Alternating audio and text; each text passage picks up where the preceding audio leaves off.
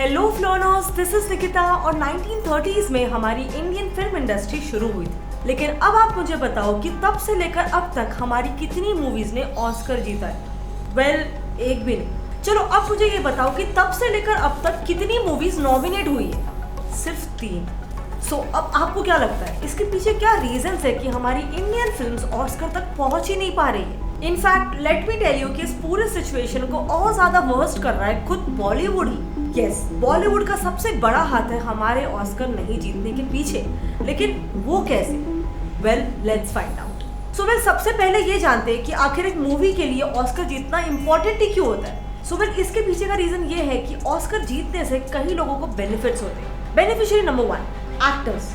Market watch की एक report कहती है कि ऑस्कर जीतने वाले मेल एक्टर्स की एवरेज अर्निंग ऑस्कर जीतते ही पूरे $3.9 मिलियन इंक्रीज हो जाती है। And on the other hand एक फीमेल एक्टर की डायरेक्टली $500,000 इंक्रीज हो जाती है। लेकिन एक मिनट, क्या ये स्टैट्स डायरेक्टली ये नहीं शो करते कि ऑस्कर विनिंग में भी जेंडर बायसनेस होता है?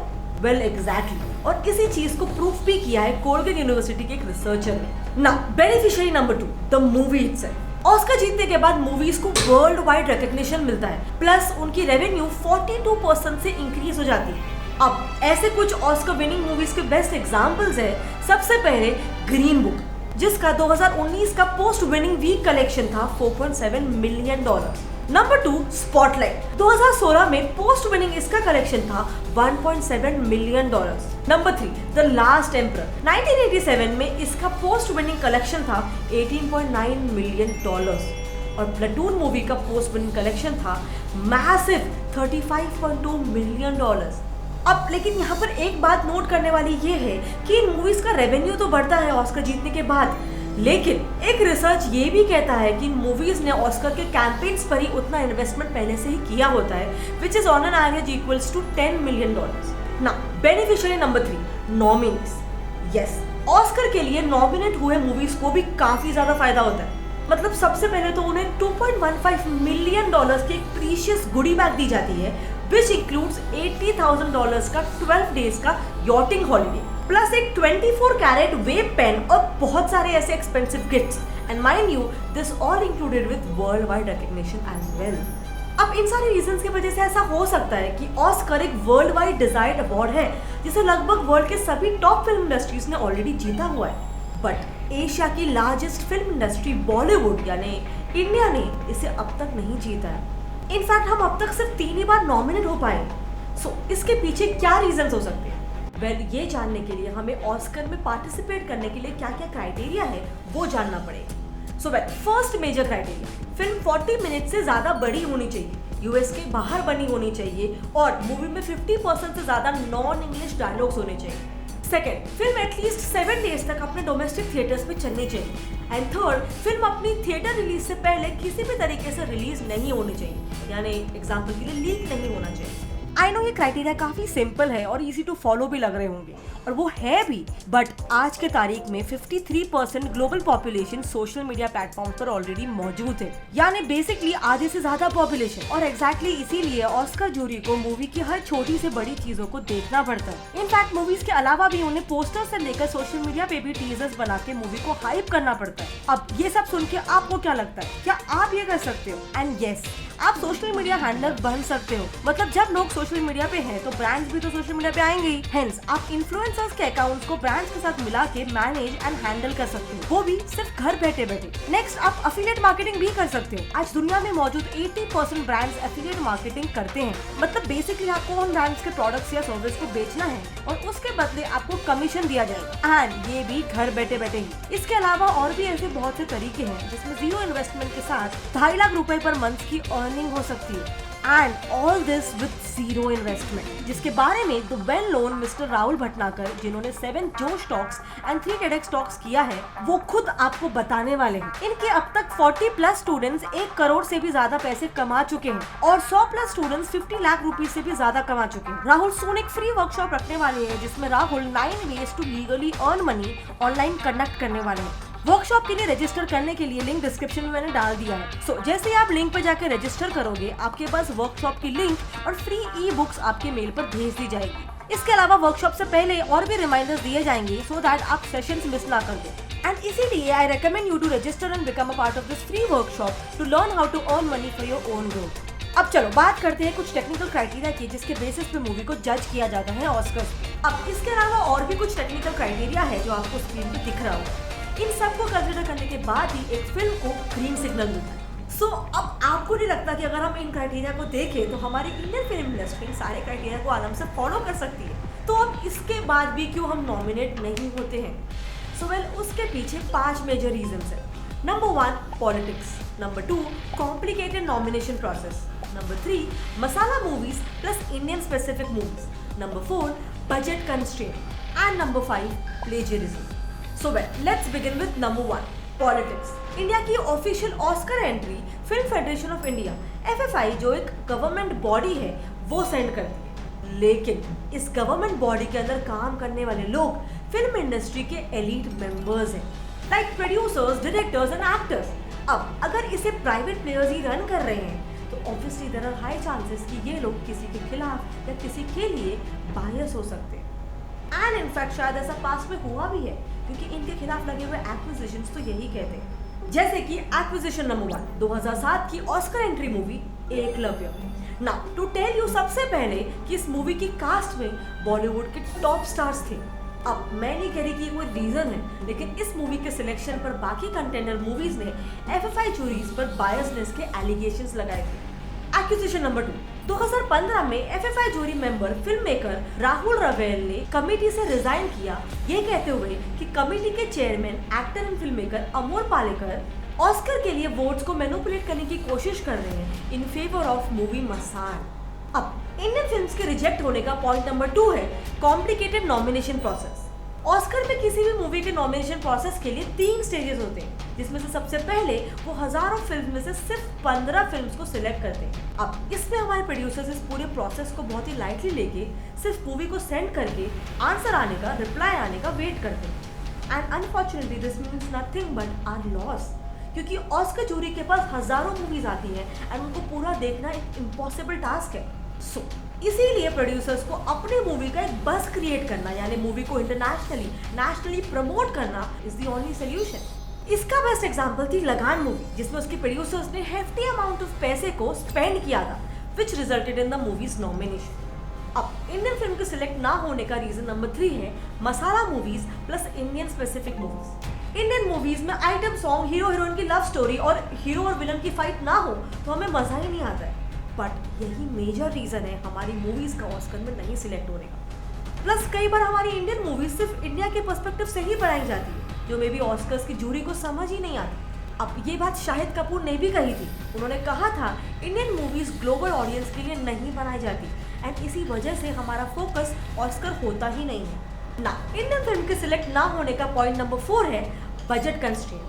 अब सिर्फ ऑस्कर के लिए अलग से प्रमोट करने में ही लगभग $10 मिलियन को इन्वेस्ट करना पड़ता है, बिकॉज ऑफ विच हमारी कुछ अच्छी मूवीज रह जाती है because of budget constraint. For example सबसे पहली मूवी 2004 की स्वास, जो फंड नहीं होने से इंटरनेशनल फिल्म फेस्टिवल्स में अपनी मूवी को प्रमोट नहीं कर पाए थे। दूसरी मूवी 2015 की Oscar entry movie court, same fund नहीं होने की वजह से उसे हम इंटरनेशनली प्रमोट नहीं कर पाए थे।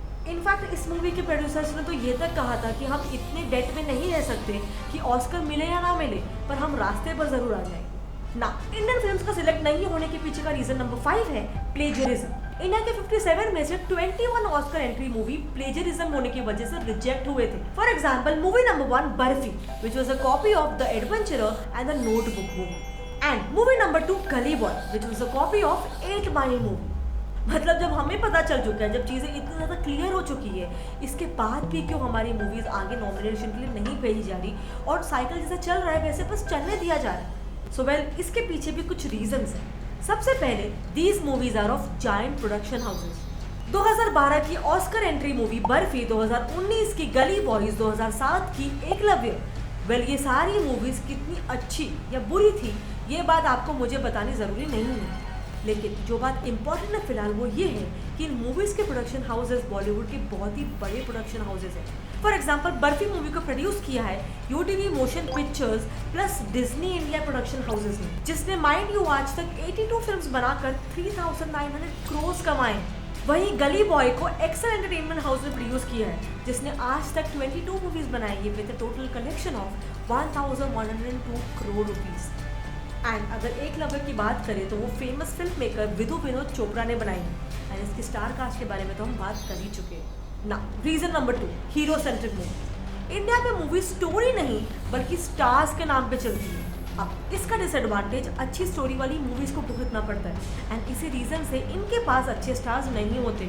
मूवीज हीरो सेंट्रिक होती है, ये किसी भी बॉलीवुड स्टार को एक्सेप्ट करने की जरूरत नहीं है, ये हम सब देख चुके हैं। और कई सारे बड़े बड़े सेलिब्रिटीज भी इसके बारे में बात कर चुके हैं, जैसे कि जूही चावला और Tamannaah Bhatia. Reason number 3, media relation. हमारे यहाँ का मीडिया बड़े फिल्म्स एंड सुपरस्टार्स की मूवीज को इस हद तक हाइप दिला देता है कि नॉर्मल इंसान इसी मीडिया हाइप को देखकर मूवी देखने चला भी जाता है, फिर चाहे वो मूवी अच्छी भी हो या बुरी भी हो। और इस हाइप का सबसे बेस्ट एग्जाम्पल है सलमान खान की मूवी जय हो। इसे मीडिया में इतना हाइप मिला था कि मीडिया एक्सपर्ट्स ने इस मूवी का डे 1 प्रॉफिट करोड़ में डिक्लेयर किया था, बट रियलिटी में ये कितना कमाया? एक दिन तो छोड़ो, एक हफ्ते में भी 100 करोड़ पहुंचने के लिए बहुत स्ट्रगल करना पड़ा इस मूवी को। सेकेंड फिल्म अभी की बहुत ही रीसेंट फिल्म है गहराइयाँ। इस मूवी को सक्सेस बताकर दीपिका पादुकोण ने सक्सेस पार्टी ऑर्गेनाइज किया था, लेकिन अगर क्रिटिक्स की रिव्यू देखें तो इंडियन एक्सप्रेस और एनडीटीवी ने इस मूवी को 2 आउट ऑफ 5 स्टार्स दी है और ऑडियंस का रिएक्शन तो जानते ही हो। अब last but not the least, हमारी इंडियन इंडस्ट्री की ऐसी मूवीज को आगे भेजने का एक और सबसे मेजर रीजन है डार्क साइड ऑफ बॉलीवुड। अब जैसे कि मैंने आपको कुछ देर पहले ही बताया, कुछ रीजनल मूवीज को सपोर्ट नहीं मिलने की वजह से वो आगे नहीं आ पाती और उन्हें ओटीटी प्लेटफॉर्म्स अपलिफ्टिंग में हेल्प कर सकते हैं, बट दे आरंट।